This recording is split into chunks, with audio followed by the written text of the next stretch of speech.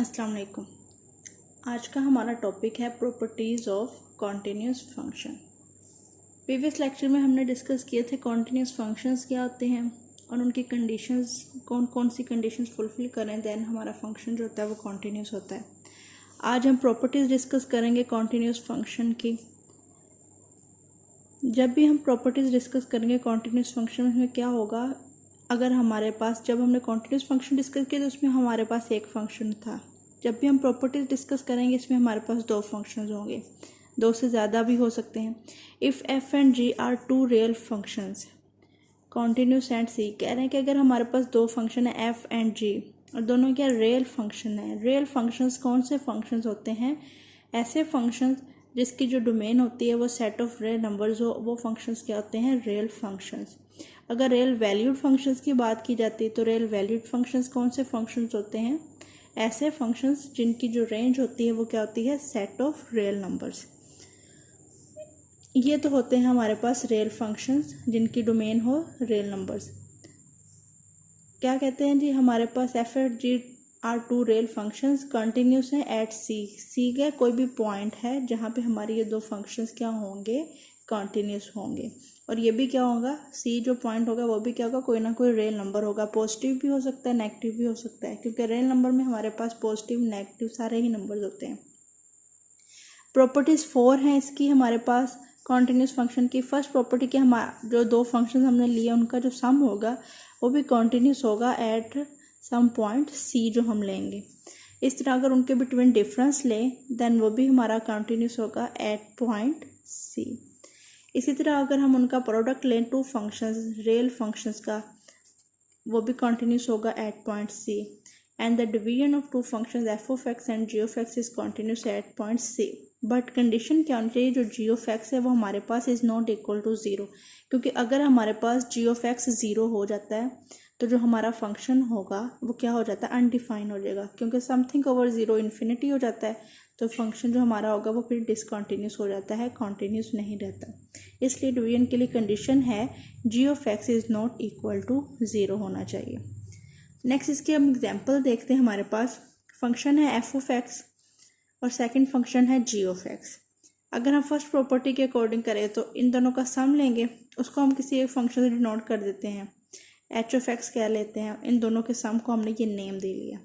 अब देखिए sine x plus कोज X. Sine x भी क्या है? कॉन्टिन्यूस फंक्शन है, क्योंकि इसकी डोमेन क्या होती है? सेट ऑफ रियल नंबर होती है। कंटिन्यूस फंक्शन कैसे? क्योंकि जो साइन वाले फंक्शन होते हैं उनका ग्राफ हमारे पास कुछ यूँ होता है, मीन कंटिन्यूस चल रहा होता है। सो ये भी क्या है? हमारे पास कॉन्टिन्यूस है। कोज फंक्शन जो है ये भी क्या है? कॉन्टिन्यूस, क्योंकि इसकी डोमेन भी क्या है? सेट ऑफ रियल नंबर है। तो इन दोनों का सम भी क्या होगा? कॉन्टिन्यूस ही होगा। इसी तरह अब यहाँ पे हमें कोई पॉइंट नहीं बताया कि किस पॉइंट पे सी, सो इसलिए हमने कहा कि ये जो कॉन्टिन्यूस है कहाँ पे? आल सेट ऑफ रियल नंबर्स पे, क्योंकि इनकी डोमेन जो क्या है वो सेट ऑफ रियल नंबर्स है। इसी तरह ये दो फंक्शन है उनका difference sine x cos x, क्योंकि साइन कोज हमने फंक्शन लिया उनका डिफरेंस लेंगे तो वो भी क्या होगा? Set of real number. Real numbers का डिफरेंस भी क्या आता है? रियल नंबर ही आएगा। सो इनकी डोमेन रियल नंबर्स है तो इनका डिफरेंस भी क्या होगा? Real number. इसी तरह अगर प्रोडक्ट लें हम दोनों फंक्शंस को मल्टीप्लाई करने से भी हमारा जो आंसर आएगा वो क्या होगा? रियल नंबर्स आएगा। सो ये भी क्या है? कंटिन्यूस है ऑल रियल नंबर्स पे। जब हम बात करते हैं डिवीजन की, H of X is equal to sine X over cos X. Sine भी आपके पास जो है वो कॉन्टिन्यूस फंक्शन है, कोज भी आपके पास कॉन्टिन्यूस फंक्शन है। ये साइन ओवर कोज किसके इक्वल होता है? टेन एक्स के इक्वल। टेन एक्स भी है, ये भी क्या होगा? हमारे पास कॉन्टिन्यूस फंक्शन होता है। इसकी जो डोमेन होगी वो क्या होती है? All real numbers. लेकिन आप देखें यहाँ पे जी कोज एक्स क्या है? डिनोमिनेटर में। कंडीशन हमने क्या कही थी? Denominator is not equal to zero होना चाहिए। सो आपके पास कोज की किस वैल्यू पे जो होता है वो आंसर ज़ीरो आता है। कोज 90 हमारे पास क्या होता है? ज़ीरो। सो जब कोज 90 होगा, 90 भी एक रियल नंबर, लेकिन कोज 90 क्या हो जाता है? ज़ीरो हो जाता है। सो डिनोमिनेटर में अगर ज़ीरो आ जाएगा तो आंसर इन्फिनिटी हो जाएगा। इसलिए जब हम ये डिवीजन वाला करेंगे तो उसमें जो हमारे पास कॉन्टिन्यूस फंक्शन होगा जिन पॉइंट में, वो इस पॉइंट को एक्सक्लूड करके होगा। मीन आपने देखा होगा जब भी आप कोज 90 या इसके मल्टीपल्स, ऑड मल्टीपल्स 90 to 70 इस तरह आगे चलते रहे, उन पे आप जब भी कोज का कोज लेंगे तो वो सारा आपका हमेशा क्या आएगा 0। सो हम क्या लिखेंगे कि ये जो हमारा फंक्शन है वो कॉन्टीन्यूस है एक्सेप्ट 2n+1 π/2। 2n+1 किसको डिनोट कर रहा है, ओड फंक्शंस को, ठीक है, क्योंकि जब 0 रखेंगे तो क्या आएगा 1 मीन π/2, जब n को 1 रखेंगे तो क्या आएगा 3 π/2, n को 2 रखेंगे तो आएगा 5 π/2। इनको आप चेक भी कर सकते हैं, 3 π/2 5 π/2 पे आपका कोस क्या होगा 0 ही होगा। सो एक्सेप्ट दिस फंक्शन जो आपका ये h(x) है mean sin x over cos x, वो क्या है कॉन्टीन्यूस है। इसी तरह अगर आपके पास हो जाता h(x) cos x by sin x, तो ये आपके पास क्या बन जाना था cot x। कोट भी क्या है कॉन्टीन्यूस फंक्शन है आपके पास तमाम रियल नंबर्स पे।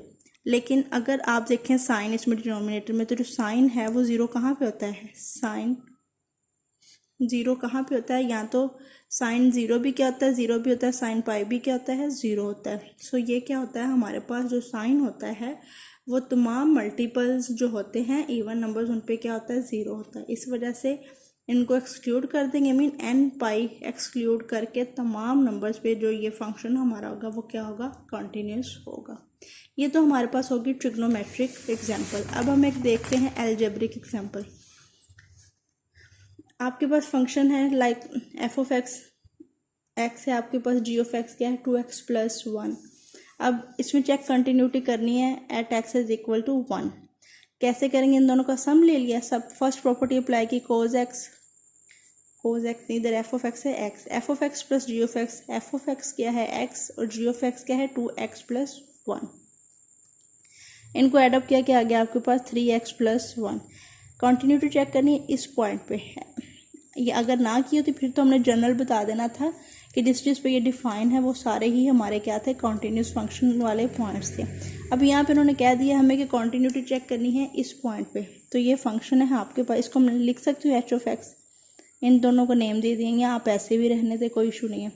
तो limit x approaches to 1 h(x) is equal to limit x approaches to 1, ये क्या आएगा 3x+1।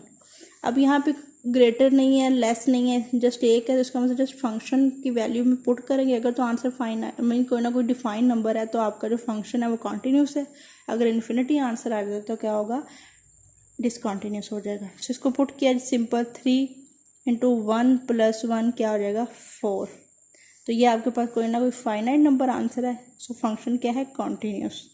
इस तरह अगर डिफरेंस लेते हैं h(x) मैं डायरेक्ट कर रही हूँ, डिफरेंस लिया x - 2x, अब ये -1 क्योंकि x माइनस इंटू 2x -1 होगा, तो जब भी माइनस बाहर हो अंदर वाले साइन चेंज हो जाते हैं, ये प्लस है तो ये माइनस हो जाएगा। तो ये आपके पास क्या आ गया -x -1। इसमें जब आप लिमिट अप्लाई करेंगे limit x approaches to 1 h(x), तो क्या आएगा -1 -1 2। इसी तरह ही अगर आप, ये हो गया आपके पास सेकंड कंडीशन। थर्ड, अगर आप देखते हैं h(x) क्या है f(x) बाय g(x), तो आपके पास f(x) क्या है x, g(x) क्या है 2x+1। इसमें जस्ट सिंपल आपने वैल्यू पुट की x अप्रोचेज टू 1 h(x), तो ये यहाँ पे क्या आएगा limit x approaches to 1 x by 2x+1, तो ये क्या आएगा 1/2 × 1 + 1, ये क्या होगा 2 1 2 + 1 3 1/3, ये भी फाइनाइट है। सो इस पॉइंट पे फंक्शन क्या है continuous at x is equal to 1। अगर हम फोर्थ प्रॉपर्टी चेक करें तो वो क्या है h(x) is equal to, sorry यहाँ पे डॉट आना है, डिवीजन वाली नहीं है, चलिए ये मैंने डिवीजन वाली कर दी, ये कर ली। यहाँ पे हमारे पास ये वाली कर लेते हैं हम f(x) डॉट g(x), ये मैंने फोर्थ प्रॉपर्टी पहले कर दी यहाँ पे, सो थर्ड बाद में कर रही हूँ। सो f(x) आपके पास क्या x × 2x+1 क्या आ जाएगा 2x² + x। जब आप इसमें लिमिट अप्लाई करेंगे limit x approaches to 1 h(x), तो ये क्या आ जाएगा limit x approaches to 1 2x² + x, यहाँ पे क्या होगा 2 + 1 का स्क्वायर 1 ही, यहाँ पे 1, तो ये क्या है 3। ये भी आपके पास क्या है कॉन्टिन्यूस फंक्शन। सो 4 प्रॉपर्टीज़ आपने देखी, आपके पास आंसर कोई ना कोई फाइनाइट नंबर आ रहा है, तो ये क्या हो जाएगा आपके पास कॉन्टिन्यूस फंक्शन। अगर आप कोई एग्जांपल ले लेते लाइक आपको फंक्शन दिया होता है एच ऑफ एक्स गिवन है 2x, अब आपके पास एडिशन और सब्ट्रैक्शन कंबाइन है 3x माइनस 1, ठीक है। तो इसमें अगर आपको कहें limit x approaches to infinity H of X पे कंटिन्यूटी चेक करें, तो आप देखें जब आप limit x approaches to infinity 2x plus 3x minus 1 put करते हैं तो 2 into infinity plus 3 into infinity minus 1, तो ये सारा क्या आएगा इन्फिनिटी। सो ये आपके पास क्या होगा अनडिफाइन आ गया, तो कॉन्टिन्यू क्या हो जाएगा, जो फंक्शन होगा वो क्या होगा डिसकॉन्टिन्यूस। इसी तरह अगर आपके पास H of X 2x plus 3x minus 1 है और अगर limit x approaches to minus infinity ली जाए तो 2 में जब माइनस इन्फिनिटी हम पुट करेंगे तो आपके पास आंसर क्या आएगा माइनस इन्फिनिटी अगर आता है तो ये भी क्या होगा आपके पास अनडिफाइंड फंक्शन आ गया। सो हमने डिस्कस की थी कॉन्टिन्यूटी में फर्स्ट प्रॉपर्टी कि अगर फंक्शन में आपके पास लिमिट अप्लाई करने से आंसर अनडिफाइन आ जाता है तो वो आपके फंक्शन क्या होते थे डिसकॉन्टिन्यूस फंक्शन।